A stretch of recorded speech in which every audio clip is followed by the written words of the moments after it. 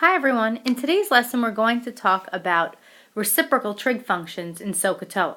But before we can do that, we need to review a few things about triangles. So the first thing that I want to discuss is that the properties below satisfy all triangles. The first thing that we're going to talk about is the sides. So sides will always be labeled with lowercase letters.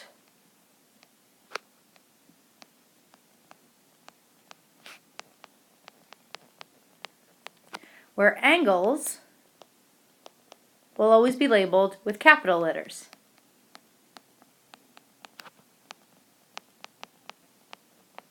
Where side little a, because we talked that sides are lowercase letters, is always across from angle A. So I'm going to use capital A to represent angle A. Little side B is always across from angle B, and little side C is always across from angle C. So let's look at example number 1. Let's draw a triangle DOG. Doesn't matter what your triangle looks like. It also doesn't matter where the vertices are. So D, O, and G. And label. Angle D is 30 degrees. Angles are always labeled inside a triangle. O is 80 degrees. And G is 70 degrees. Okay?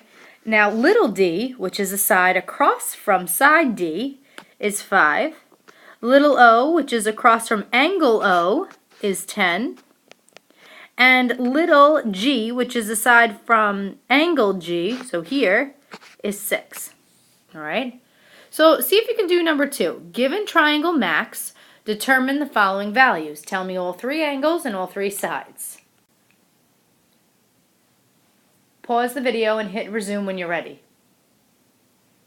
Okay, angle M is 120 degrees. Angle A is 40 degrees. And angle X is 20.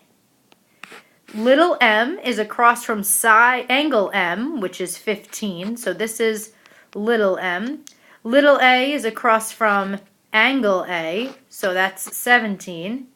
And little x is across from angle X. So little x is 10. So 10, 17, and 15. All right, let's move on to the next page. Okay, now we're going to talk about more exact angle measurements, degrees, minutes, and seconds. We know that angles are always measured in degrees, unless we tell you otherwise. Okay? In a full circle, we know there are 360 degrees. But we could split up each degree if we want to. And each degree is split up into 60 parts, each being 1/60th of a degree. And we call those parts minutes. And then we can split up each minute into 60 parts, being 1/60th of a minute. These are called seconds. So the symbols that we use are degrees, minutes, seconds. So the way that we say this number right here is 14 degrees, 5 minutes, 27.72 seconds. This is the exact measurement. Sometimes we round to the nearest tenth, hundredth, so this would be about 14 point something on the calculator, but we have the ability to round it to the nearest minute or second. So we say 14 degrees, 5 minutes, and 27 seconds. So if these 27 seconds are over 30, because 30 seconds is the halfway mark for an hour or a minute, right? So then we would round up, otherwise we round down. So to the nearest minute, it's 14 degrees, 5 minutes. All right, let's round this one to the nearest minute. It's read 25 degrees, 17 minutes, and 5.93 seconds. Since 5 is less than 30, we're going to round down. So 25 degrees, 17 minutes.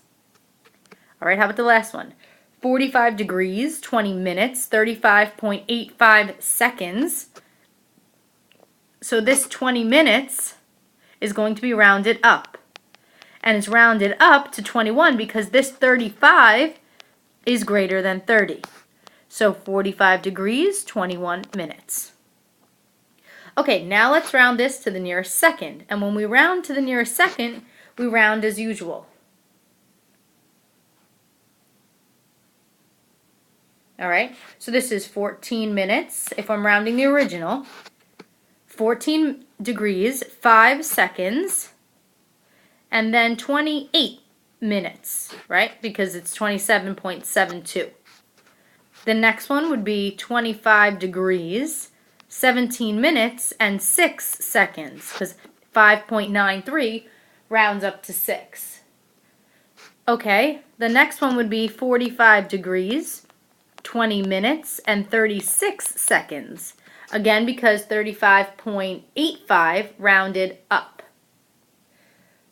Okay, so now this is what you would get in your calculator. Your calculator would give you 115.221, and I want to figure out what this would be in degrees, minutes, seconds.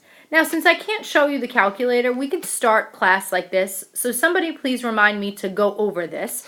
These are the steps if you want to try it yourself. But now, then we'll round our answer to the nearest 10 minutes. So we'll start this page when we get back, okay?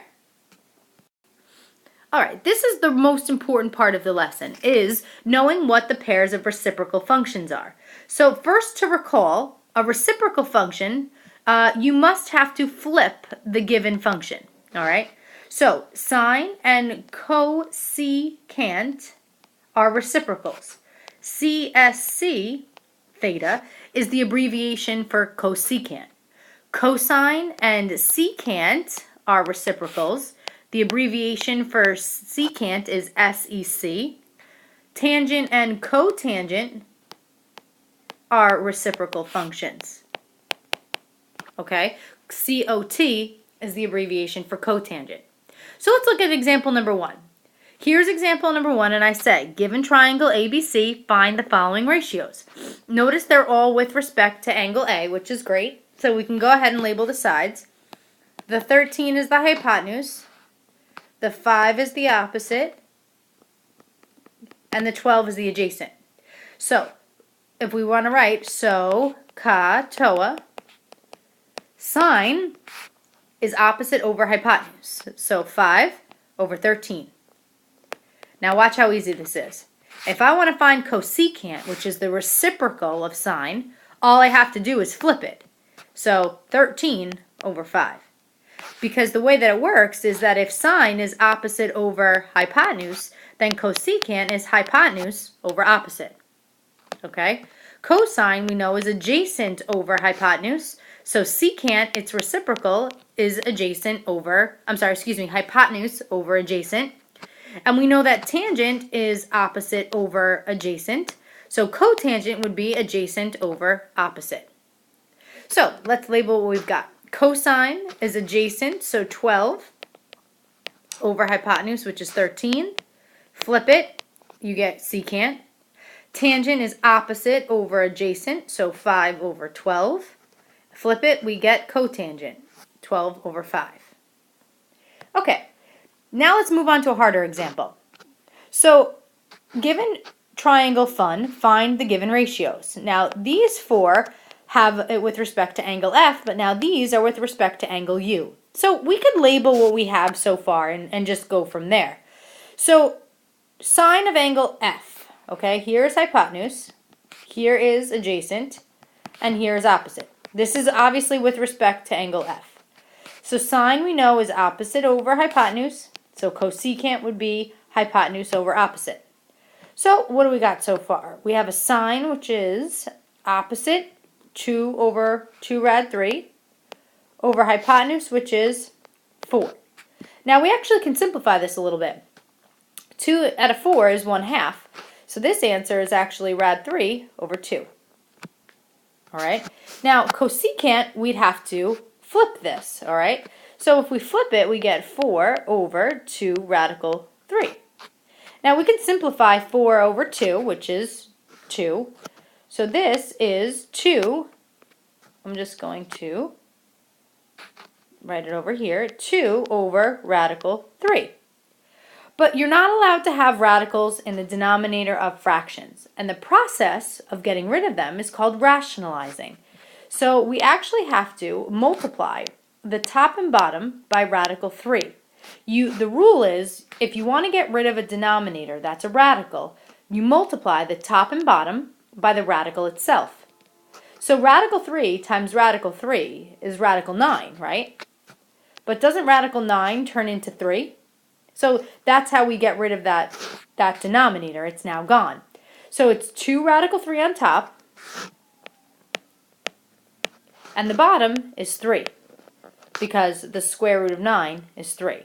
So I just multiplied 2 times rad 3 and got this, and then rad 3 times rad 3 was radical 9, or just 3. All right, let's try cosine. Cosine is adjacent over hypotenuse, so 2 over 4, which reduces to 1/2. Now secant would be the opposite, right? Secant would be hypotenuse over adjacent, so 4 over 2, which is 2. Okay, now we're talking about tangent of u. So that means we have to change our viewpoint. So my viewpoint can't be at F anymore. It's got to be at U. The hypotenuse doesn't change, but now this is my opposite, and this is my adjacent. So tangent, we know, is opposite over adjacent. So 2 over 2 rad 3. Now these 2's can cancel to 1, so 1 over rad 3. But again, we can't have a radical in the denominator, so we multiply top and bottom by the radical itself. So this simplifies to, if we multiply 1 times radical 3, we get radical 3. And if we multiply rad 3 times rad 3, we get 9, which reduces to 3. Square root of 9, which reduces to 3. Okay, now the last but not least is cotangent of u, is just this thing flipped. So if tangent was opposite over adjacent, then cotangent is adjacent over opposite. So what do we have here? Adjacent is 2 radical 3, and opposite is 2. These will cancel, and I'll simplify it to radical 3. Now I know this may be a little confusing as far as rationalizing the denominator, but we could talk about that a little bit when we return. But the biggest and most important thing is that we understand which pairs are flips of each other, or which pairs are reciprocals. So we know that sine and cosecant. The way I remember this is that S is in the middle, it's a sine sandwich. Secant and cosine, tangent and cotangent. Okay? So again, don't stress if you're having trouble with the reciprocals and the rationalizing. We'll talk about that on Monday. Okay, the last part is we're going to use our calculators to evaluate these three things. But they actually are typos. It should say cosecant of 15, cotangent of 10, and secant of 5. Now, everything would be great if we had a button for those on the calculator, but if you look at it, there's no button for cotangent, secant, or cosecant. So we're going to have to find another way to put this into the calculator. Now, I don't know if you knew this or not, but saying a reciprocal is the same thing as 1 over. So let's write that. Reciprocals are the same as 1 over something. 1 over cos, 1 over tan, or 1 over sine. Okay? So if I want to find cosecant of 15, I know sine is the reciprocal. All I need to do is do 1 over sine of 15. This one would be 1 over tangent of 10, and this one would be 1 over cosine of 5. So if you put these three things in the calculator and round them to the nearest tenth, you should get your answers. So what do we have here? 1.0, oh excuse me, that's this one, 1.0, 5.7, and you should have got 3.9. Alright, so we will go over this in greater detail on Monday, so please just make sure you're copying this stuff down and circling things that you had difficulty with. Alright, have a nice night.